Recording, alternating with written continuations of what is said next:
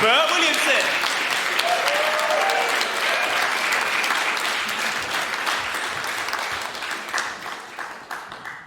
Just to be clear, if I'd known this was at the university, I wouldn't have come dressed as a lecturer. Just walked in and was like, shit. Insects, man, and invertebrates. I think the whole family of invertebrates, all those sort of animals, are undervalued, I think, by culture, massively so. Like if I tell someone that 20% of all invertebrates are going extinct, by that point the date's over. Because if you don't know that, I'm not interested. I think people don't care, man. They don't care about invertebrates, all that sort of stuff, you know. Like if I just don't think they care. If I told you that we were running out of worms, you'd say, why don't we take the ones we've got and cut them in half?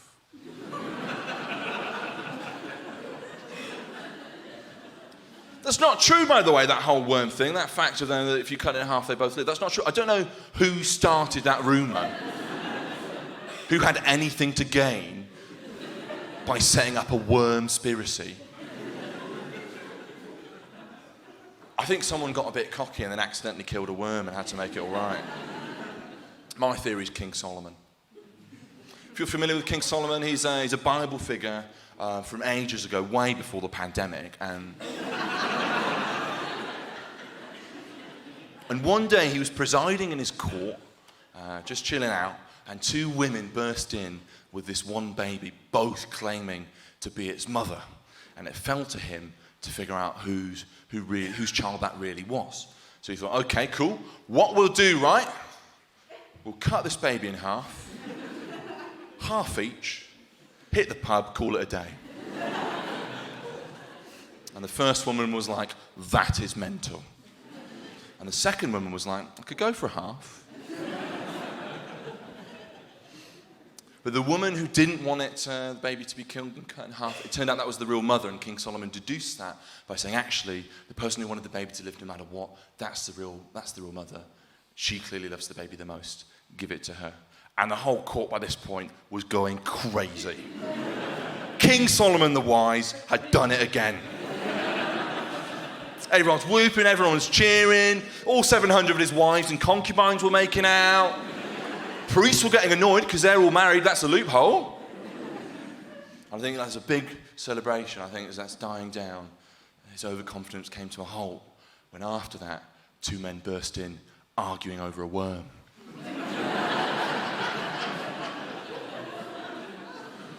He got overconfident, fucked it up. And that's why that is. Either that, or Noah only remembered to bring one on the ark.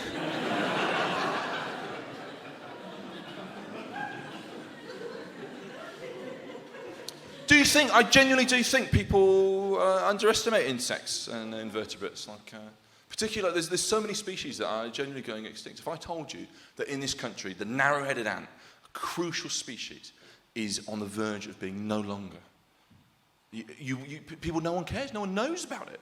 You know, the narrow-headed ant. Oh, I thought small-minded creatures were doing well. No, they're not. I think of the British people, we should really care about ants specifically, because we do have a lot in common. You know, they love colonising things too. And their queen doesn't pay tax either.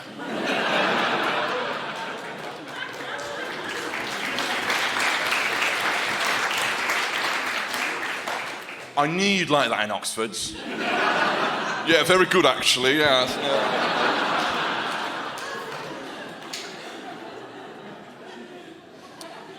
The ant is so endangered now, the gene pool has gotten so small, it can only survive by inbreeding. Which is why I think it's funny, the only place now in the UK it can be found is in Devon. We do underestimate it though, how much of a hold those sort of insects have on our culture. In 1998, there were not one, but two ant-based films. A market oversaturation we have never recovered from. It was Bug's Life and Ants. Spelt with a Z. to demonstrate that those ants view grammar with reckless abandon. What I love about that is that both the films had male ant protagonists, which is Hollywood's way of saying, I think the general public is ready to empathise with ants, but not women.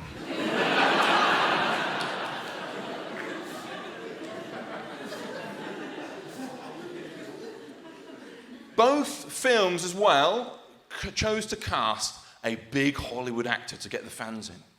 And Ants chose Woody Allen, and Bug's Life chose Kevin Spacey. Definitely don't want those ants in your pants. Some very creepy crawlies indeed. The way insects, invertebrates, all of that in our culture, it goes even back as far as the ancient Egyptians. Back in the day, the ancient Egyptians, they loved a scarab. Oh, they loved it. Their sun god, Khepri, was a scarab. And I think scarabs are a fascinating family of beetles belonging to the order of Scarabidae.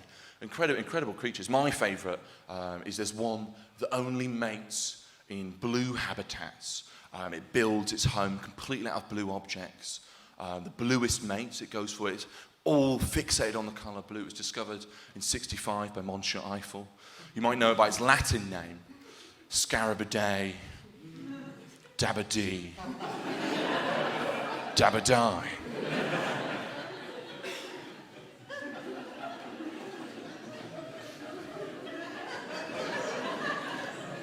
It's my favourite. Do you think the Egyptians missed a trick, though, not keeping scarabs, or as they're commonly known, dung beetles, as pets? Because it'd be nice to have a pet that cleans up your shit for once. I think we really do underestimate how much they are a part of our culture, and I can give you an example. One of the most popular cakes, if not the most popular cake, in this country is Colin the Caterpillar chocolate cake. Bigger applause than you gave me. No, I love a Colin. I always had one when I was a kid, and I got very sentimental over lockdown, because I've been nostalgic for as long as I can remember. And I said to my mum, when I turned 26, do you think for my 26th birthday you could get me a Colin the Caterpillar chocolate cake? She was like, yeah, that seems like a naive request.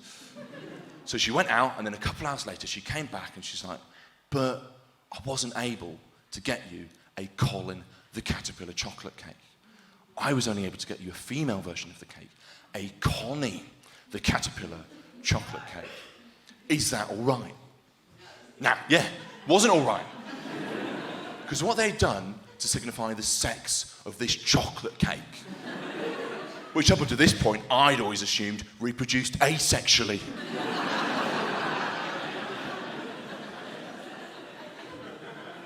Instead of giving it long eyelashes and blusher, they had feminised and sexualised a pudding. And for that reason, I did find it attractive. Because, apart from the box, it was completely naked. But then I realised, it is a caterpillar, isn't it? Not a butterfly. That cake's underage. I'd basically become a chocolate cake paedophile. A gatto glitter. Guys, that's my time. I'm Burt Williamson. Thanks very much. Cheers.